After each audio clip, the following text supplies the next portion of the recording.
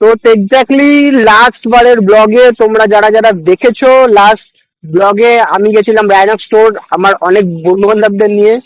তো here is the product, সেই ব্লগে তোমরা দেখেছিলে। যারা যারা ওই ব্লগটা দেখোনি একবার দেখে নাও।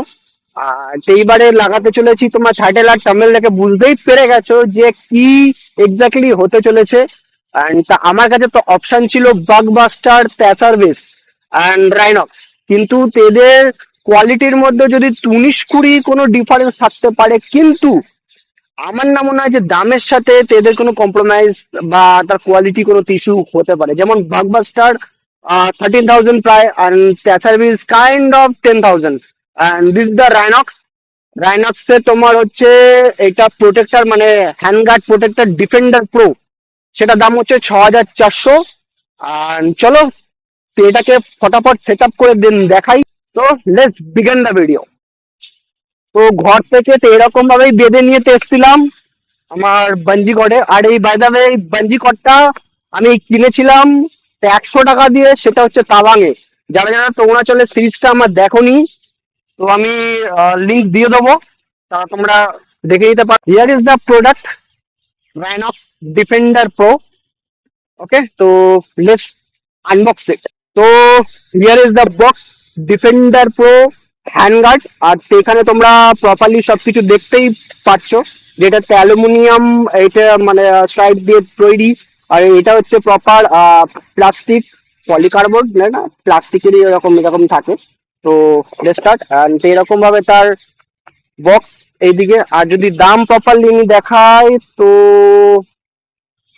দাম, হ্যাঁ, তো দাম এখানে যদি আমি দেখাই, তো দামটা প্রপারলি দেখতে পারবে হয়তো 6,400 টাকা। তো ওপেন করছি। Here is the product content.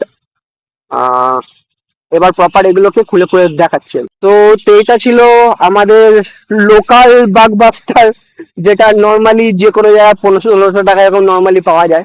ওকে, আর এইটা তো আগে খুলি দুদিকেরই দিকে, দেন রাইনক্সটা ইনস্টল আগে করছি, দেন দেখাচ্ছি। আর এ হচ্ছে আমার সাথী, আমার সব ট্রিপে থাকে। তো চলো ফটাফট খুলি, দেন দেখাচ্ছি।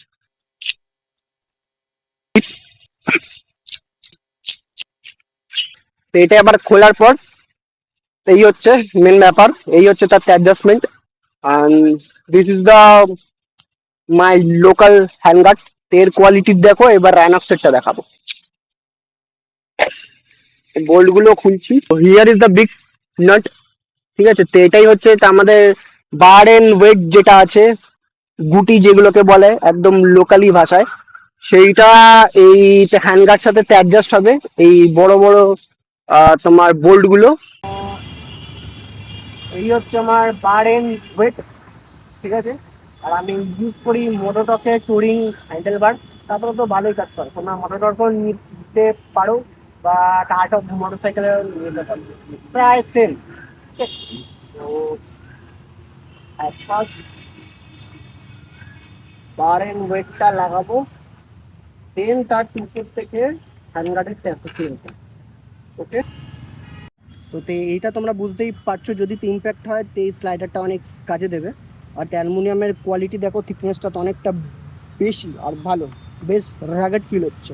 This the metal. তো এটা সাউন্ডটা তুলে বুঝতেই পারছো। আর এই হচ্ছে আমাদের ব্রেক লিভার। ব্রেক লিভারে ট্রাই করবে যাতে মিডিলে রাখতে, যাতে তোমাদের প্রবলেম না হয়। ঠিক আছে, যে একটা বড় তোমার স্লাইডিং হিসাবে দুটো দুটো রয়েছে।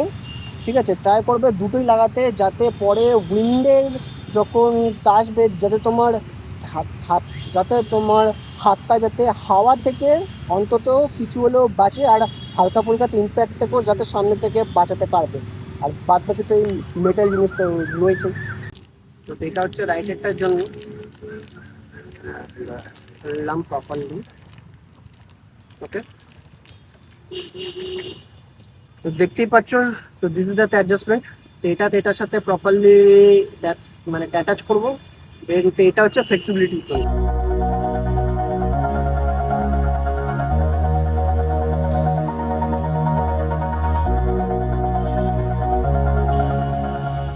জিনিসটা তখন দেখাতে ভুলে গেছিলাম, সেটা হচ্ছে একটা স্পেশাল দিয়েছে ছোট মতন। ঠিক আছে, এই প্রেশারটা ঠিক তোমাদের যদি বারেনটাতে এত বড় থাকে তার মধ্যে একটা জায়গা থাকবে তে দেখো, ঠিক আছে?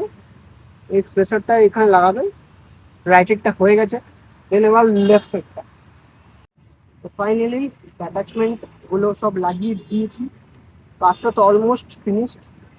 এরকম করতে করতে তো আমার নিজেরই হয়ে গেল, হাত পা যদি বেশি দম লেগেছে, কেন ওইদিকে রাইটের অ্যাডজাস্টমেন্টে অনেক প্রবলেম হচ্ছিল। এটা হালকা তুলতে ঠিক হয়ে যাবে, ঠিক আছে? তো এবার মেন ব্যাপার হচ্ছে তোমরা যখন এইটাকে লাগাবে না, আর আমার পার্সোনাল মনে হয় যাদের এরকম টল হ্যান্ডেল বার রয়েছে, মানে টুরিং যাদের হ্যান্ডেল বার রয়েছে তাদের জন্য মেবি হয়তো ভালো হয়। তবে যদি যেমন এই হিমালয়ানেরটা তার মিটার আর কনসোল হচ্ছে একটু ফাঁক আছে এর মধ্যে, তো চারটা হবে না। তো এত দিন যদি ঘোরাই তো দেখো লাগছে না, স্পেসটা তা আছে কেন টুরিং হ্যান্ডেল বারের জন্য।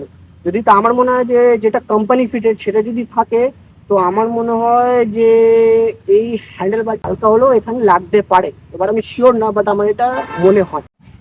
তো year is the final adjustment. আর তাই গেস এবার ভালো লাগছে, দুদিকেই প্রপারলি আমি লাগিয়ে দিয়েছি। ঠিক আছে, অ্যাডজাস্টমেন্ট কোয়ালিটি বলবো A1।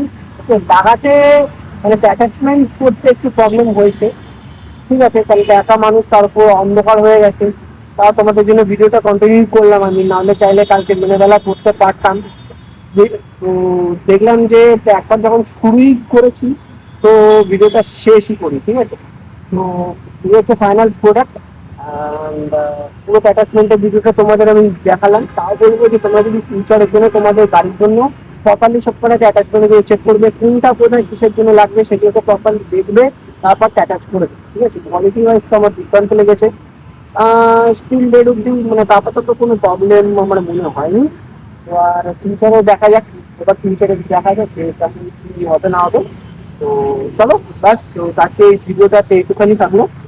আর খুব তাড়াতাড়ি আসছি নিউ কোনো ভিডিও নিয়ে, ওকে? টাটা।